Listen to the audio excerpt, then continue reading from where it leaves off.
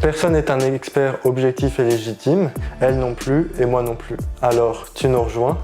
Bon, t'es qui toi ? Salut, moi je m'appelle Marina et je suis à Montréal depuis 1 an. Aujourd'hui, dans cette nouvelle émission de La vie de personne, personne nous a demandé notre avis sur ce qui a changé sur notre façon de regarder des films en 2025 dans la société, mais on va le donner quand même. Donc voilà, on peut commencer le premier sujet.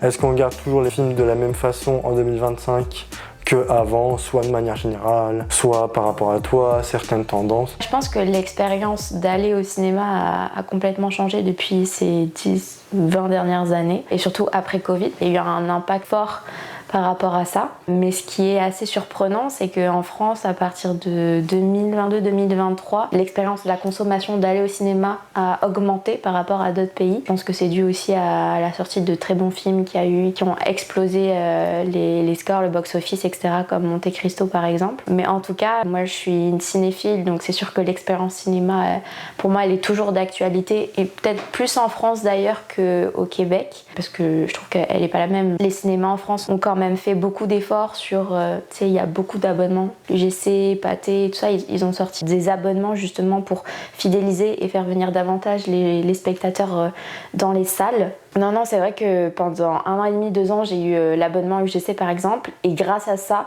je pense que je n'ai jamais vu autant de films en si peu de temps, et j'ai jamais eu accès à autant d'avant-premières justement grâce à ça, tout en sachant que l'abonnement est quand même super intéressant. Mais c'est vrai que j'ai plus trop cette expérience de cinéma pour autant ici au Québec, parce que je trouve que la qualité des salles, elle a pas été renouvelée, améliorée. La qualité de son est moins bon aussi, mais j'ai toujours quand même plaisir à aller en salle, à voir une sortie de film, et notamment en travaillant pour Cinémania. Pour autant, je suis quand même une très grande consommatrice de plateformes de VOD, on va pas se mentir, surtout pour regarder des vieux films ou revoir des vieux films. Voilà, je sais pas toi à quel point tu consommes le cinéma. Et pour les cinémas, je te rejoins sur ce qu'il y a à Montréal puis au Québec aussi. Je trouve que pour le coup, les cinémas indépendants, l'offre est bien, tu vois. C'est surtout les plus grands complexes qui sont plus vieillissants, tu le vois, des années 60 justement. Par rapport à avant, c'est vrai que dans les cinémas maintenant, tu as le fait d'avoir des places attitrées. Je sais qu'il y a du bon et du moins bon par rapport à ça. L'avantage, c'est que c'est sûr, tu peux réserver ta place à l'avance, tu sais où tu vas t'asseoir, surtout si tu es avec plusieurs personnes. Si tu es tout seul, à la limite, ça vaut un peu moins la peine. Mais si tu es avec plusieurs personnes, tu dis bon là on est 3, 4 ou plus, tu peux avoir le choix de rester ensemble. Mais c'est vrai que ça casse un peu cette spontanéité-là de se dire bon là je vais juste au cinéma ce soir, on y va, on rentre dans la salle, puis c'est un peu premier arrivé, premier servi, plutôt que t'es quelqu'un qui est réservé 2 sièges en plein milieu puis qui arrive 10 minutes après le début du film, tu vois. Moi je dirais aussi le prix, en soi c'est toujours une question qui reste perpétuelle en fait. Je sais qu'en France le prix moyen c'est 7 € la place, mais c'est biaisé. Ils incluent dedans tous les abonnements. Tu me parlais de la carte par exemple pour aller à UGC ou Pathé, mensuel qui est genre illimité. Ils utilisent cette carte pour faire le calcul de la place. Ils divisent par le nombre de films que tu vas voir par rapport au prix. Ouais. Donc ça coûte 30 €, tu vas voir 30 films, ils vont dire c'est 1 € la séance. Alors que techniquement, c'est pas faux, mais c'est pas entièrement vrai non plus. C'est plus ces choses-là qui baissent le prix, et le fait qu'il y a beaucoup de réductions. Les personnes âgées, les jeunes, si tu travailles pas, etc. Il y a beaucoup de réductions, les étudiants, mais c'est pas la majeure partie des gens qui les utilisent. C'est un peu biaisé parce que le français moyen qui va y aller de façon un peu plus casual, soit parce qu'il veut faire une sortie avec des proches, soit parce qu'il veut voir un gros film, je sais pas, maximum 3 fois dans l'année. Ça te freine un peu, parce que si tu veux aller voir quelques fois ton film dans l'année et puis tu le payes cher, tu peux te dire que c'est correct. Mais c'est pas le profil de ces personnes-là qui vont aller acheter des abonnements justement pour la séance. Puis hors de Paris, en plus, t'as pas toujours le choix du cinéma, suivant la distance. C'est vrai. Tu peux dire soit j'ai un cinéma indépendant, mais je veux voir le gros film qui vient de sortir, mais il sera pas dans le cinéma indépendant. Ou alors, je vais aller dans la grosse salle, mais les prix vont être super chers, va y avoir du monde, tu vas peut-être pas te reconnaître là-dedans. Ou alors, tu peux carrément avoir à faire des 45, 1 heure, 1 heure et demie en voiture pour y aller. Donc pour certains, ça peut être un frein aussi, même si ça, c'est pas la faute du cinéma. Donc même si avant, c'était le cas aussi, mais je trouve qu'aujourd'hui, il y a plus ces problématiques-là, parce que les chiffres, on veut qu'ils soient toujours plus hauts, qu'il y ait plus de fréquentation.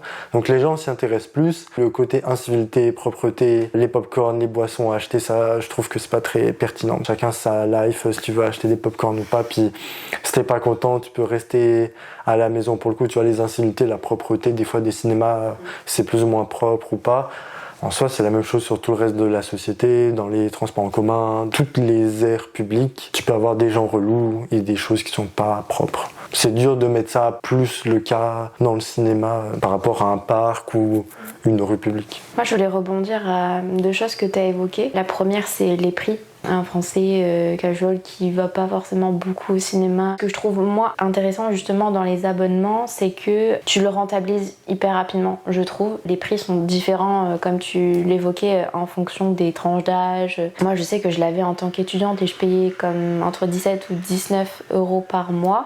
Déjà, au bout de 2 fois, tu l'as rentabilisé. Moi, j'y allais beaucoup plus que 2 fois, on va pas se mentir. Même, tu vois, une trentaine d'euros. Si tu y vas un minimum 2-3 fois dans le mois, je trouve que tu as rentabilisé quand même ta place. Après, ça dépend de à quel point tu es consommateur de films. C'est sûr que si tu dis que tu y vas 3 fois dans l'année parce que tu veux voir les plus grandes sorties, mais que t'es pas cinéphile, tu es intéressé de consommer des films au cinéma et d'avoir l'expérience cinéma, effectivement, c'est pas intéressant d'avoir cet abonnement-là. Mais je trouve que ceux qui sont ouverts justement à cette expérience de cinéma et qui disent grâce à l'abonnement, justement, je pourrais y aller davantage, je trouve que c'est hyper intéressant pour n'importe quel type d'abonnement, parce que justement UGC ils ont quand même une panoplie d'abonnements là ces dernières années. Ils en ont ouvert je pense 6-7. Ils ont le pack famille, ils ont le pack pour les jeunes, pack plus pour les seniors, pack pour ceux qui veulent y aller en semaine, etc. Et je trouve que c'est hyper intéressant. Tu évoquais tout à l'heure le fait que parfois c'est compliqué quand t'habites pas genre la distance. en Paris et que la distance pour y aller, mais justement je trouve que ces dernières années ils ont fait un effort de développer davantage de cinéma dans les petites villes et aussi dans les grosses. Alors je vais reprendre encore cet exemple et je suis désolée, mais Pathé et UGC, ils se sont beaucoup plus développés, je trouve, dans le reste de la France pour attirer aussi les gens dans les salles. Ils font beaucoup plus d'avant-premières dans les autres UGC du reste de la France, etc. Enfin, en tout cas, c'est ce que j'ai remarqué. Mais c'est sûr qu'après, si tu habites au fin fond de la campagne, c'est sûr que dans tous les cas, tu feras au minimum 20-30 minutes de trajet pour y aller. Et encore 20-30 minutes, c'est quand même rapide. Ouais, mais c'est pour ça. J'ai déjà fait l'expérience. Enfin, je sais que ma mère habite en campagne et on met pas plus de 20 minutes pour aller au cinéma le plus proche. Donc ça reste encore raisonnable et je trouve que les cinémas sont quand même assez répandus et que c'est pas si compliqué d'accéder. Non, c'est sûr. Pour revenir sur le prix, justement, moi je le disais d'une façon assez positive dans le sens où t'as des options pour les gens qui y vont beaucoup, t'as des options du coup pour les gens qui vont un peu moins, t'as des fois comme les cartes de 10, et puis les personnes qui vont vraiment rarement, ça fait partie du jeu, tu vas prendre ta place plein pot, puis c'est comme ça, tu vois. C'est comme un peu plein de choses dans la vie. Il y a beaucoup de multiplication des séances aussi par rapport à avant. Là, pour le coup, des fois, ça peut être un peu abusé, surtout sur le côté commercial. Tiens, t'as une séance IMAX, une séance 4DX, Dolby Atmos, Ultra AVX, laser, 35 mm, Screen X, etc. Donc, pour la plupart, c'est vraiment du gadget aussi, donc des fois c'est sûr que les personnes plus casual peuvent un peu tout mélanger par rapport à ça, puis ils vont dire la séance elle va être à 18 ou 20 euros, mais en fait c'est parce que si tu prends un truc 4DX, j'en ai jamais fait, mais c'est plus proche quand même d'un parc d'attractions que vraiment voir le film. Puis même le IMAX, t'as le IMAX, mais le vrai IMAX, il y en a vraiment pas beaucoup en France. Je crois même qu'il y en a qu'un à Montpellier, il me semble. Sinon, après, il faut aller à Londres, en Belgique. C'est sympa parce que l'écran est plus grand, mais en soi, si tu veux le vrai IMAX, faut bouger. Et puis là, du coup, c'est pas mal la même expérience. Donc en fait, c'est un peu gadget. Est-ce qu'on regarde toujours les films de la même façon ? TikTok a aussi pas mal influencé le cinéma, notamment sur des tendances, en bien ou en mal, pour aller voir des films. Des fois, il y a des gens comme, je me souviens là, ce printemps, le film Minecraft. Les gens y allaient à fond, ils faisaient des vidéos, faisaient le bazar, criaient juste par rapport à ça, parce qu'ils ont vu d'autres personnes le faire. Puis il y en a avec d'autres où c'est plus, tiens, ce film, j'en aurais jamais entendu parler, mais grâce au réseau, et surtout TikTok et Insta, ça apporte vraiment de la visibilité à ce film-là. Ouais, c'est sûr que les réseaux sociaux aujourd'hui, ça a quand même mis un boost à certains films qui auraient peut-être pas connu autant en salle. Je pense notamment à L'Amour ouf l'année dernière, et qui a fait beaucoup de bruit aussi parce qu'il y a eu une grosse poussée par les réseaux sociaux. Je vais quand même te demander, toi, est-ce que tu utilises Letterboxd ou pas ? Ouais, j'utilise aussi. Ok, alors je sais pas à quelle fréquence tu utilises, parce que pour ceux qui connaissent pas l'application, c'est une application où justement on peut recenser tous les films qu'on a vus auparavant ou les films qu'on souhaite voir, et donc faire une wishlist entre guillemets des films qu'on aimerait bien voir. On peut également y mettre une review, donc mettre un commentaire sur le film qu'on a vu. C'est vrai que moi au début j'avais un peu de mal à utiliser cette application, même si je la trouve hyper intéressante, mais je trouve qu'elle est pas très intuitive. L'ergonomie de l'application est pas forcément hyper bien. Je pense qu'il y a quand même pas mal d'améliorations à faire. Mais au-delà de ça, je trouve qu'elle est hyper intéressante justement pour un peu garder en mémoire tous les films que tu as vus. Putain, je regarde tellement de films là que parfois je me dis, je me souviens plus avoir vu ce film-là. Et de plus en plus, j'essaie de m'y forcer, mais de mettre un commentaire pour un peu soit conseiller à quelqu'un ou justement déconseiller. Je sais pas toi à quel point tu l'utilises, la fréquence, et est-ce que tu utilises aussi les reviews? Je l'utilise pas mal au début, j'étais pas trop là-dedans, j'étais sur IMDb, il y avait une fonctionnalité où pareil tu pouvais noter les films, puis ça me permettait de tout simplement de voir à peu près lesquels j'avais apprécié ou pas. Puis après sur l'application, pareil, je trouve qu'il y a un gros travail de UI qu'ils peuvent refaire aussi, mais qu'au global c'est quand même assez facile à prendre en main, puis tu peux vite tomber dedans aussi. Elle vient avec des points positifs et des points négatifs, parce que je mets beaucoup les films que j'ai envie de voir aussi, surtout des, on va dire, films moins connus ou moins commercialement distribués. Des films que tu vas voir tous les jours sur les abribus, les réseaux autres, c'est facile, tu vas t'en souvenir. Mais des fois, il y a d'autres films que tu vois moins passer, tu vas dire tiens, celui-là, ou de tel réalisateur, ou telle actrice, j'ai envie de le voir, donc tu vas te le mettre un peu de côté. Mais je trouve que le problème, c'est que ça apporte aussi le fait de mettre des notes ou des reviews, ça ajoute un système qui permet de encore plus populariser le fait d'aller voir des films. Donc ça, ce qui est vraiment super. Mais de l'autre côté, pour certaines personnes, ça peut quand même rentrer dans un aspect vraiment consommation et capitalisme à fond. Dans le sens, tu vas juste vouloir voir un film pour direct après le noter immédiatement alors qu'il n'y a même pas les crédits de fin qui sont apparus, pour mettre ta petite punchline en review de une ou deux phrases pour faire rire ou quoi. D'un côté c'est cool puisque justement c'est un média hyper populaire puis c'est hyper accessible, mais de l'autre côté ça contraste avec une critique traditionnelle que tu as sur un article, mais c'est pas non plus toujours pour le mieux. Tu peux tomber dans l'addiction de tiens, j'ai juste envie de noter des films continuellement. En tout cas, c'est un peu ce que t'as ou... Pas encore à ce point, mais je peux le comprendre. Ok. Je peux le comprendre et je sais que justement il y a beaucoup de personnes qui sont sur ça. J'étais allé voir hier soir sur des forums autres, Twitter, il y a beaucoup de gens qui sont dans le côté où t'es dedans, mais pas uniquement pour... Ok. Alors c'est marrant que t'évoques ça parce que je peux le comprendre. C'est vrai que j'ai rencontré ces derniers temps pas mal de personnes qui utilisaient Letterboxd alors que jusqu'à présent je trouvais que pas grand monde connaissait. Donc je trouve que déjà d'un certain côté ça commence à se démocratiser, ça commence à être de plus en plus connu, enfin l'application en tout cas. Mais je suis pas encore arrivée à ce stade où moi j'ai forcément, enfin j'y vais en me disant je veux absolument mettre ma review etc. et mettre le film que j'ai vu. J'ai pas encore vu de gens ou côtoyé de gens justement qui étaient dans ce mood là. C'est plus ah mais c'est intéressant, j'aimerais bien voir ce que t'en penses. Ils sont plus dans cette démarche là d'être vraiment dans le conseil ou d'essayer de voir quel film ils pourraient aller voir que les autres ont vu et qui n'ont pas encore vu. Je peux comprendre ce que tu dis, mais je suis pas encore arrivée à ce stade-là où je côtoie les gens. Prochainement, ouais. alors. Ouais. Mais qui sait, c'est peut-être encore une application qui va continuer de se démocratiser, de voir le jour et d'être de plus en plus connue, mais je pense qu'on n'est pas encore arrivé à ce stade. Pour l'instant, ils ont déjà atteint le plafond. Je pense que pour aller encore plus, là, faudrait soit, comme tu dis, changer l'interface. Je me suis mis dessus en 2022, mais que ça fait un bail maintenant où il y a beaucoup de gens qui demandent d'avoir les séries dessus, avec le point positif et négatif que ça apporte. Après, c'est est-ce que tu fais une séparation par rapport aux films, parce que les séries, t'as des saisons, t'as des épisodes, donc c'est est-ce que tu notes à la série, est-ce que tu notes à la saison, est-ce que tu notes à l'épisode, donc ça rajoute un travail aussi, mais c'est surtout au début 2020, quand il y avait quelques millions de personnes, mais ils ont pris 10 millions, ils avaient je pense 7 millions ou 4 millions de personnes qui étaient sur l'application en 2020, et en 2024 c'était 17 millions.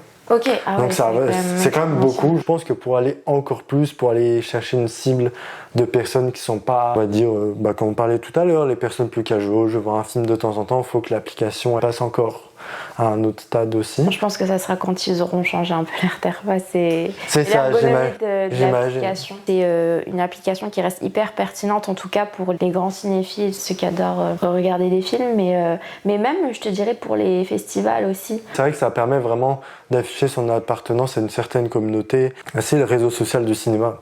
Donc tu peux dire, oh, ce film-là, je l'adore, je le défends. Tu vas commenter les reviews des autres, tu vas liker. Tu vois, pour le coup, le film Sinners qui est sorti cette année, je trouve que lui, c'est vraiment un film qui a été défendu par Internet. Moi, j'ai bien aimé le film, mais je pense pas qu'il aurait eu un aussi gros succès s'il n'avait pas été poussé autant par Twitter, Letterboxd, TikTok, etc.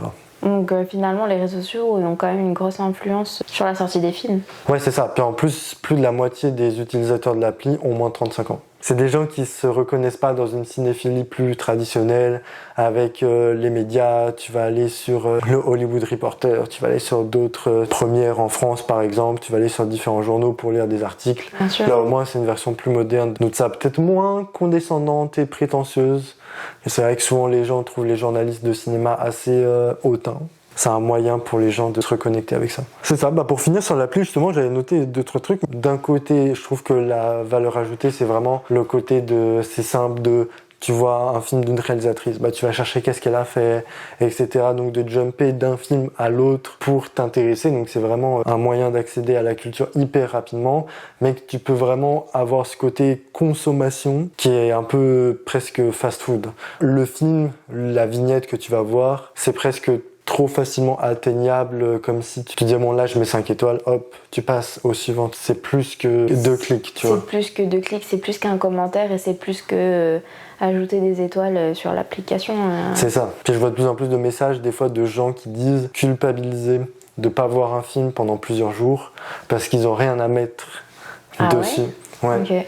Donc c'est là aussi où des fois ça peut aller loin. Pour l'instant, je trouve qu'en 2025, c'est encore, il n'y a pas trop de grosses dérives, mais il y a quand même une minorité qui est très très engagée, qui je pense s'est rendue accro à juste utiliser l'application puis qui peut oublier le but premier. Et en parlant d'accro, toi ta consommation d'un film sur une plateforme de VOD? J'en regarde pas mal aussi. Après, j'ai que Netflix, donc c'est ça. Mais c'est sûr que c'est plus limité, on va dire. Et j'en regarde pas mal. C'est sûr que je trouve que les plateformes c'est plus adapté pour des séries. J'avoue que pour des films, je préfère plus les regarder en DVD. Au cinéma, des fois des projections publiques. Je peux comprendre. C'est vrai que les plateformes, pour le coup, moi je suis une consommatrice quand même. J'ai Disney+, Amazon et Netflix, donc quand même 3 plateformes, donc c'est quand même beaucoup. Mais parce que comme tu dis en fait, je les ai également pour les séries, les différentes séries que je regarde, mais j'ai toujours quand même plaisir à revoir certains vieux films que j'ai pas forcément en DVD, quand même assez simple d'accès de l'avoir sur une plateforme de VOD. Je pense à des films comme Pearl Harbor, Notebook ou tu vois des trucs comme ça, qui sont quand même des vieux films que j'adore. Et du coup c'est sûr que de pouvoir y avoir accès comme ça en 1 ou 2 clics, ça facilite quand même vachement plus l'accès quoi. Ce que je trouve dommage avec le cinéma de manière générale, puis c'est encore plus accentué avec les plateformes, c'est qu'il y a quand même de moins en moins de contenu original.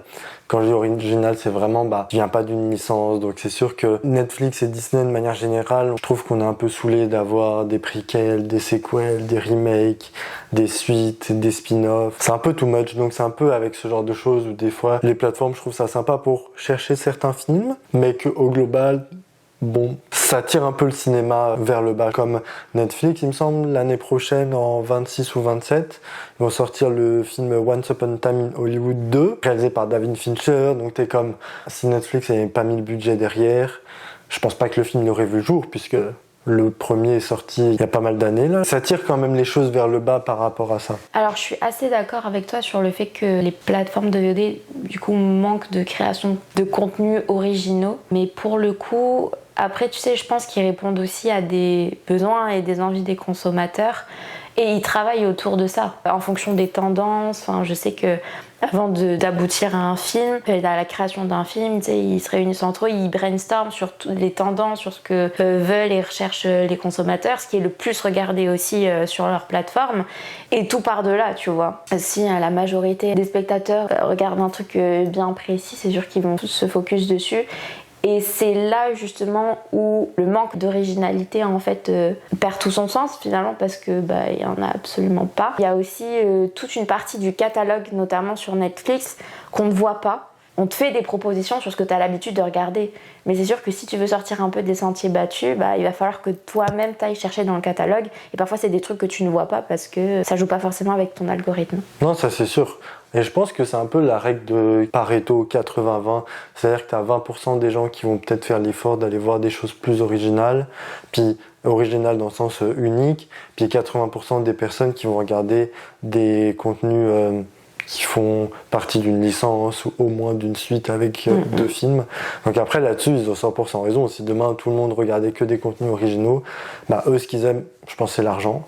Donc après ils suivraient en fonction de ça. C'est un effort collectif, c'est sûr. Les gens vont quand même faire moins l'effort d'aller voir des productions originales, surtout si on reste sur le cinéma, mais par peur aussi de risquer une sortie. Si la personne casual qui va voir 3 films dans l'année, sur 3 sorties dans l'année au cinéma, si la personne va voir un film original et qui est pas vraiment, on va dire, acclamé, comme tu parlais tout à l'heure, Monte Cristo, sachant que bon, côté original de Monte Cristo, on peut en débattre parce qu'il y a déjà eu d'autres films, c'est adapté d'un livre, mais on va dire, ok, il n'y a pas de suite ou quoi. Tu vois, comme le film qui avait fait un gros succès l'année passée, Anatomie d'une chute, enfin il y a 1 an et demi, est-ce que tu vas le voir, est-ce que tu vas pas le voir, mais les gens sont comme, mais j'ai peur d'être déçu, mais je sais que elle a gagné la Palme d'Or. Donc tu vois, il y a aussi ce côté-là où, même si je trouve c'est super important de soutenir les films originaux, parce que bah, toutes les licences ont commencé quelque part, mais je comprends que dans l'esprit de beaucoup de gens, il y a ce risque-là. Tu te dis, bon, si je vais me prévoir ma sortie cinéma 3 fois dans l'année, s'il y a 2 fois sur 3, je donne une chance à un film, puis en fait, j'aime pas ou c'est nul, je suis un peu déçu de ça. Après, tu sais, je pense que c'est un parti pris aussi des plateformes parce que il y a des gens qui restent un peu cloîtrés dans ce qu'ils ont l'habitude de voir et qui vont pas chercher plus loin à aller dans l'originalité ou quoi parce que soit ça ne les intéresse pas ou parce que ils ont pas forcément l'envie. Mais je pense que c'est un parti pris aussi, tu sais, des plateformes de VOD de se dire, ok, on va pas forcément aller dans l'originalité et encore quoi que je trouve que l'originalité elle se retrouve plus dans les séries de Netflix que dans les films qu'ils font. Par rapport aux films, je pense qu'ils sont vraiment... Enfin, tu sais, par exemple, quand tu regardes les films de... Ils sortent tous les ans des films de Noël et c'est à peu près toujours les mêmes histoires. Dans les grandes lignes, ça change pas vraiment. Je pense que c'est un parti pris des plateformes de VOD de ne pas aller dans l'originalité parce qu'ils veulent juste répondre à des envies, des besoins des consommateurs. De rester dans quelque chose qu'ils ont l'habitude de voir, dans un certain confort. Tu l'as bien décrit, c'est le confort. C'est ça. C'est le côté où c'est plus facile de rester sur la nostalgie. Comme cette année, le film qui a rapporté le plus d'argent au box-office, c'est Lilo et Stitch, le remake. Bon, moi j'adore l'original, le remake c'est sûr que je vais jamais le voir. J'ai pas trop envie de soutenir ça, mais ça traduit bien que les gens aiment Lilo et Stitch, ils ont envie de voir ça, puis que quand tu vas voir un film d'animation original, si on prend cet exemple-là avec Elio qui est sorti cette année de Pixar, bah Dragon est pas original, mais tu prends du coup le remake live action de Dragon, Lilo et Stitch, tu prends Elio ou tu prends la énième suite à la Zootopie 2, Vice Versa 2, bah c'est sûr que dans le lot, celui qui va faire le moins d'argent, c'est l'original Elio, sachant que on peut parler de ce film-là directement, mais tu peux parler d'autres films originaux. Puis après, t'en as de temps en temps qui percent bien, comme bah, Coco, même le premier Zootopie, le premier Vice Versa, mais ça reste les premiers. Après, quand tu développes la suite, c'est sûr que c'est dommage par rapport à ça aussi. Je suis d'accord. Puis c'est un peu le serpent qui se mord la queue, parce que quand on parlait le confort, t'es bien dans ton confort par rapport à ça, mais après au bout d'un moment, tu te rends compte, tu te dis « Oh mince, en fait, on me sert le même caca tous les jours, donc j'aimerais en avoir un nouveau, tu vois. » Star Wars, moi j'adore, je suis un gros fan de Star Wars. Ouais. C'est sûr qu'au fur et à mesure, t'es comme « Bon bah c'est fini, tu vois, t'aimes plus la licence, etc. » Sauf que c'est tellement dur de créer des licences connues, phares et appréciées, qu'après, ça finit un peu par te dégoûter aussi d'avoir les mêmes choses qui sont servies tout le temps. Je peux comprendre. Moi je suis pas une grande fan de Star Wars, donc peut-être que je saurais pas bien en parler, mais ce serait intéressant d'avoir ton avis quand même entre le premier Star Wars et le dernier Star Wars qui ont sorti. Il y a quand même, je trouve, ça reste le même univers, mais c'est pas la même chose quand même. Et même s'ils étaient aussi bien, il y aurait aussi les contextes à mettre, par exemple, plus de budget, plus à racheter, pas les mêmes personnes, pas la même époque. Donc même si c'est aussi bien, tu vois, comme la série Harry Potter qui va sortir l'année prochaine, on verra, tu vois. Comme c'est pas les mêmes contextes, t'es plus laxiste avec l'œuvre originale parce que elle est arrivée là doucement, c'est les gens qui l'ont fait exploser parce qu'ils aimaient bien. Tant mieux pour ça, puis il y a aussi le côté où, je dis pas qu'avant c'était parfait, c'est plus discuter, puis voir qu'est-ce qui est mieux avant ou aujourd'hui, mais c'est le côté où je trouve qu'aujourd'hui, des fois quand on critique un film, les personnes parlent vraiment plus comme d'un cahier des charges. Les effets spéciaux, ok. L'acting, ok. L'action, satisfaisante. Le film, bon, ça va, c'était sympa. La réalisation.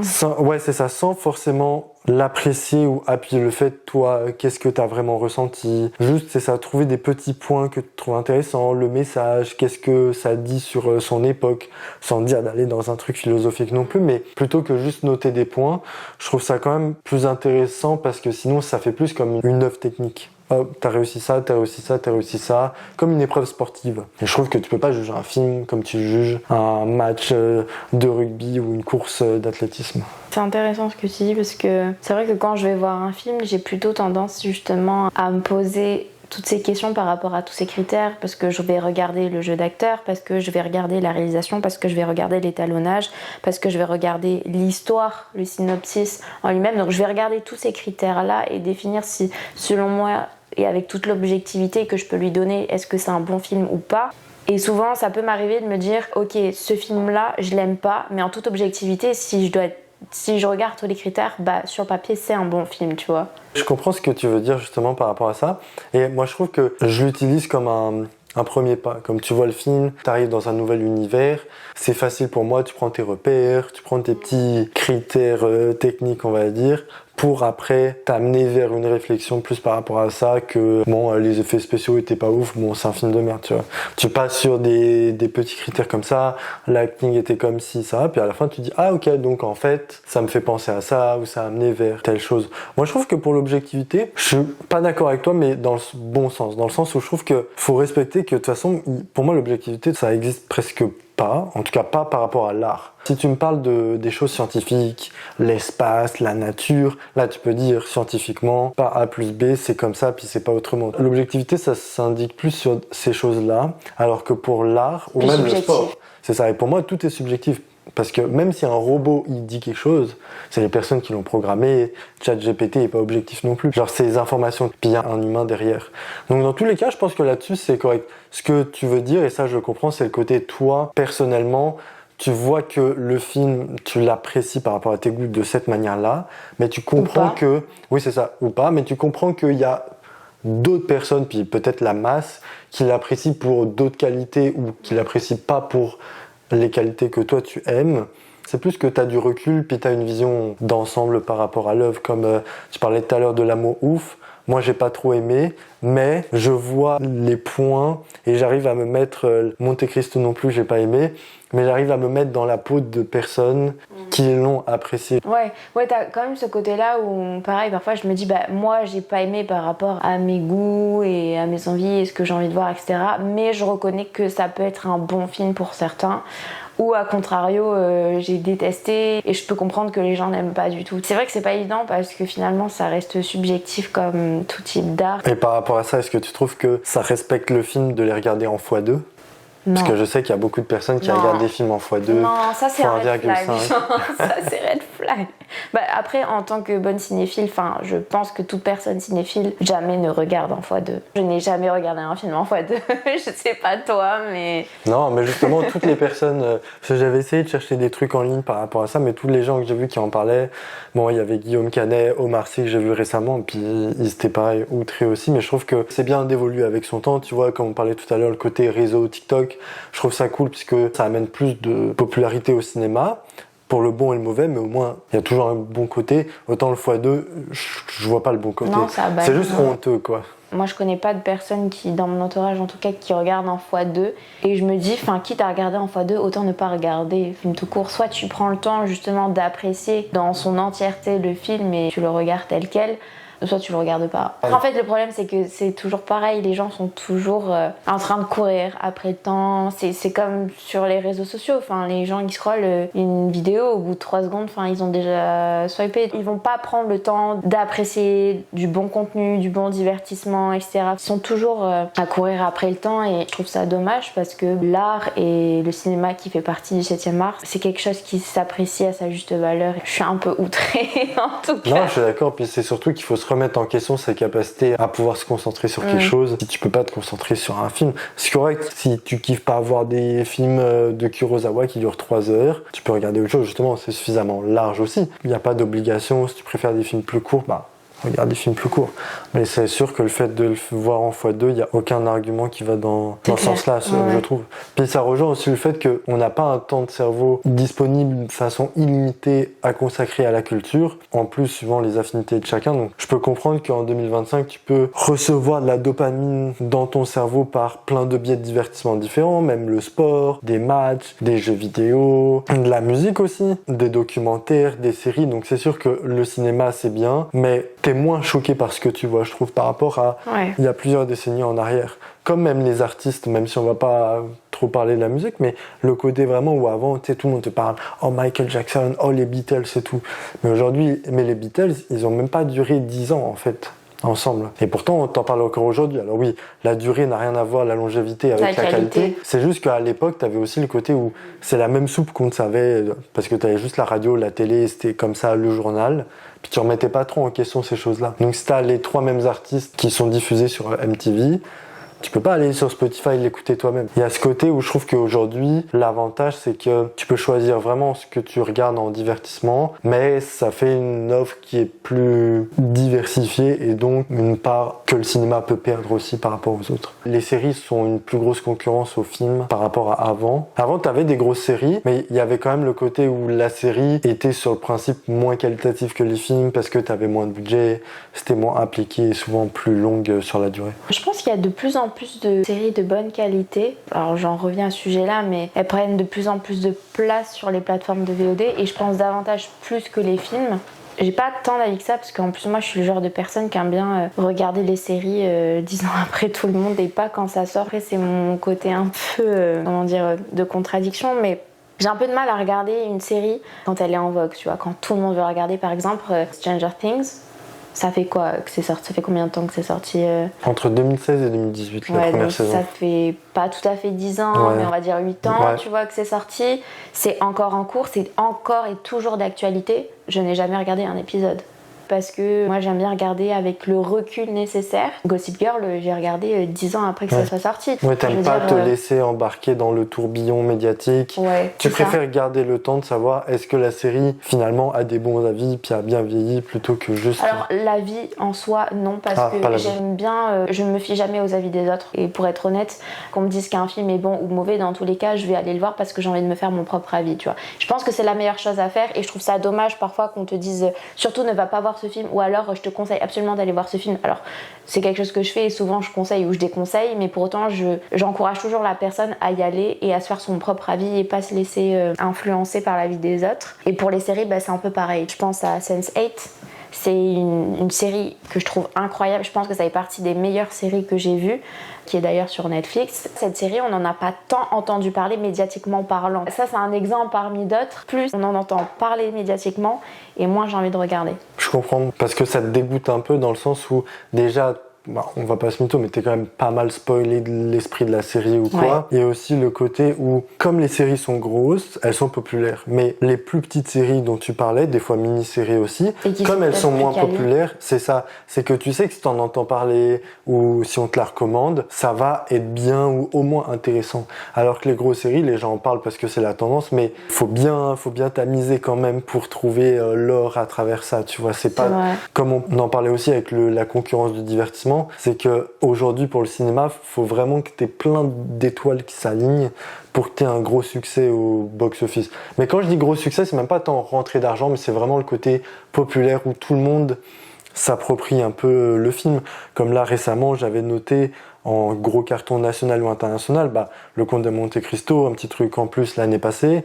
Mais sinon, de manière vraiment internationale, je trouve qu'il n'y a pas eu grand chose ces dernières années, à part vraiment Barbie, Oppenheimer, Avatar 2.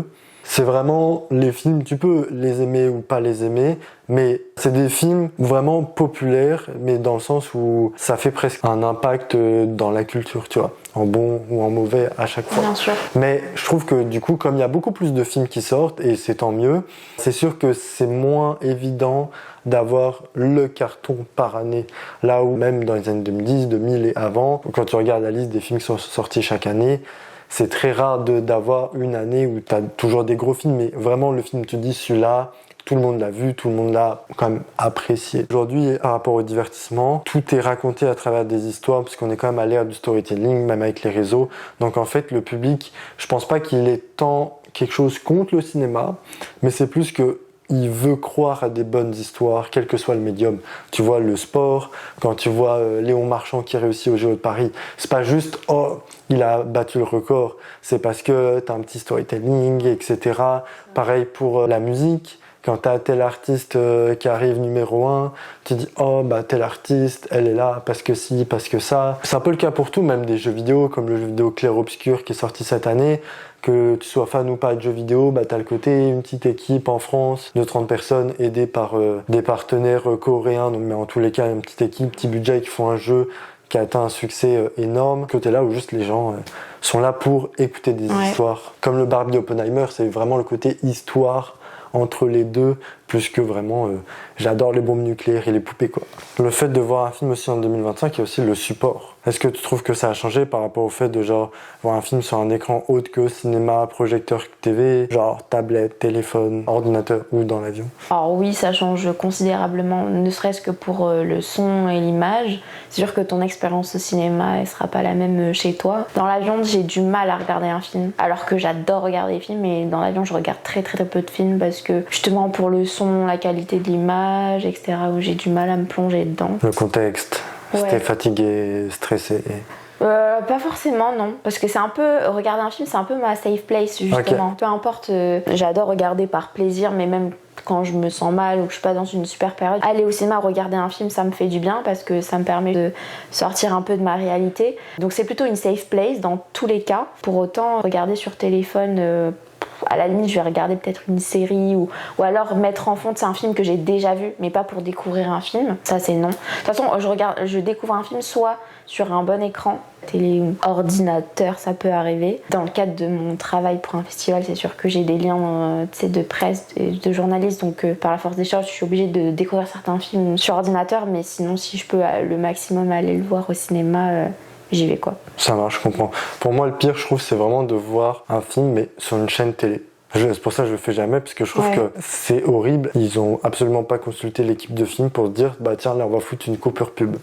Alors, est-ce qu'on couperait une autre œuvre d'art avec des pubs? L'année passée, Artus, moi je suis pas trop fan du gars, mais il s'était exprimé à ce sujet en disant que ça viendrait à l'esprit de personne de couper la Joconde en deux par un bandeau Uber Eats. Il a pris un exemple flagrant, mais en soi, pourquoi les films tu fais pareil à la télé? C'est vrai. Genre, c'est juste pas du tout humain, ça respecte pas le côté artistique non plus. T'as des pubs sur YouTube, mais c'est pas des films. Même dans l'avion, t'as pas des pubs. Je trouve que voir des films à la télé, c'est quelque chose. Il y a aussi encore une époque où les vidéoclubs, ça existe encore.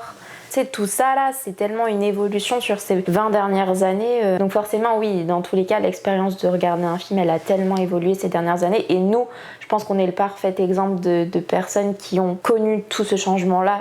On passe de la cassette au DVD, du DVD au Blu-ray et du Blu-ray à maintenant dématérialisé sur toutes les plateformes de VOD. Donc, je veux dire, l'évolution en ces 20 dernières années est tellement considérable. Et donc, oui.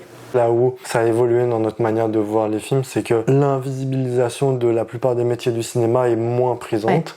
Là où avant, c'était vraiment, bon, tu connais le réalisateur, l'actrice principale, l'acteur, à la limite l'acteur secondaire, mais le reste, déjà, si tu connais le nom des métiers, c'est déjà pas mal. Le reste, t'en as rien à foutre. À la limite, le compositeur, parce que il y en a 4 connus dans le monde. Et aujourd'hui, c'est beaucoup plus ouvert, tout le monde a un peu plus la parole. Décorateurs, costumières, même les cascadeurs. C'est vraiment beaucoup plus ouvert. Et ça, pour le coup, je trouve que c'est quelque chose de vraiment plus progressiste. C'est vrai, je suis assez d'accord.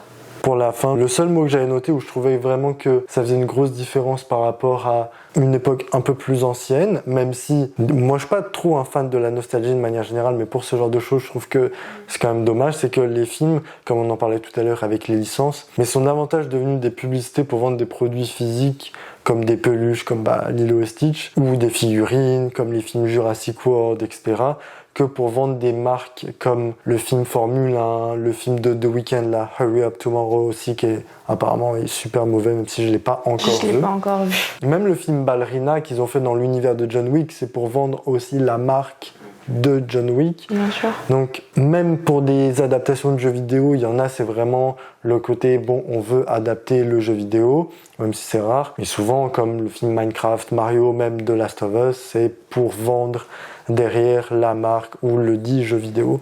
Donc je trouve que ça c'est dommage parce qu'il y a plein de films où quand tu vas les regarder tu dis c'est quoi les intentions derrière ça avant même de le voir. Et c'est là où tu commences la séance en fait puis t'as déjà un parti pris qui est posé. Les choses ont pas mal évolué autour du cinéma ces dernières années. Est-ce que tu mates plus de contenu de critique, analyse, influenceur cinéma aujourd'hui? En fait, comme je te disais tout à l'heure, j'ai un peu de mal à me laisser un peu influencer par l'avis des autres parce que je préfère me faire mon propre avis. Mais par contre, j'aime bien, une fois après avoir revu le film, etc., ou la série, regarder les commentaires sur Allociné ou autre plateforme justement pour me dire ok, est-ce que mon avis, est-ce que c'est l'avis général ou est-ce que c'est différent. Donc j'aime bien comparer ça. Avant, j'ai un peu de mal à regarder les commentaires et ce qui se dit justement. Je me dis ok, je vais regarder, je vais me faire mon avis et après j'irai voir. Tu commences avec un point de vue neutre. Ouais.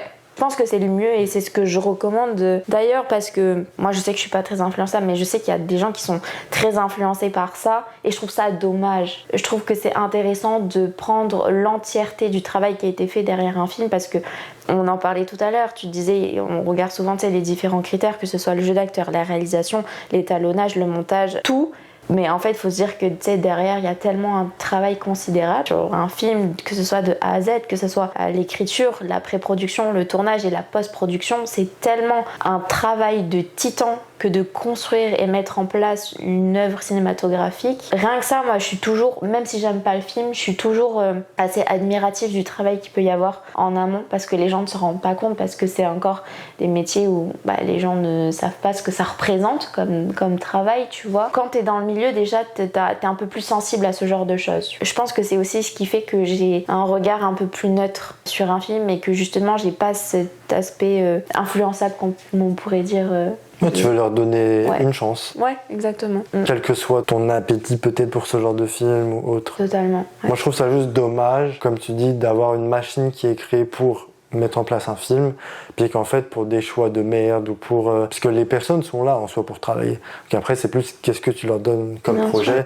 et c'est des fois dommage de donner justement des projets qui font pas forcément avancer les choses. Donc en gros quand tu regardes des choses sur internet liées au cinéma, c'est plus des choses factuelles. Enfin, moi telle personne a parlé de ce film-là, une bande-annonce, mais quand je dis telle personne de l'équipe, pas du coup quelqu'un d'extérieur à l'équipe. Ouais, après ça ne m'empêche pas, tu vois, d'aller regarder des avis après avoir regardé le film. Ouais. Ça m'est déjà arrivé d'aller voir un film et d'être persuadée que je vais adorer, ne serait-ce que par le casting, et en fait de ressortir de la séance et d'être tellement déçue de l'histoire. Alors, du film, je sais ce que ça représente comme travail, etc. Mais d'être déçue et de me dire, je sais que c'est pas un film que je re-regarderai par plaisir parce que j'ai pas tant aimé que ça et que j'ai trouvé même médiocre à la limite, tu vois. Et ce qui est dommage, de me dire, attends, mais qu'est-ce que la presse en a pensé? Qu'est-ce qui s'est dit sur Allociné? Et de me dire, mais en fait, tout le monde a pensé exactement la même chose que moi. Et du coup, je me dis, finalement, ok. Mais je trouve ça intéressant. Mais une fois après avoir vu le film, quoi. Je comprends.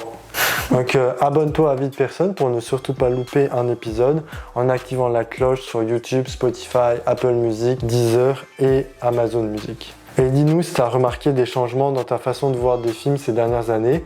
On est curieux de savoir ça. Un grand merci pour le temps passé avec Marina et la confiance qu'elle m'a accordée pour cette 10e émission. On a hâte de lire tous tes retours sur ces 3 sujets et on se voit très bientôt pour peut-être une 11e émission d'Avis de Personne. Et surtout, n'oublie pas que, et vas-y, on s'en fout. Allez, ciao.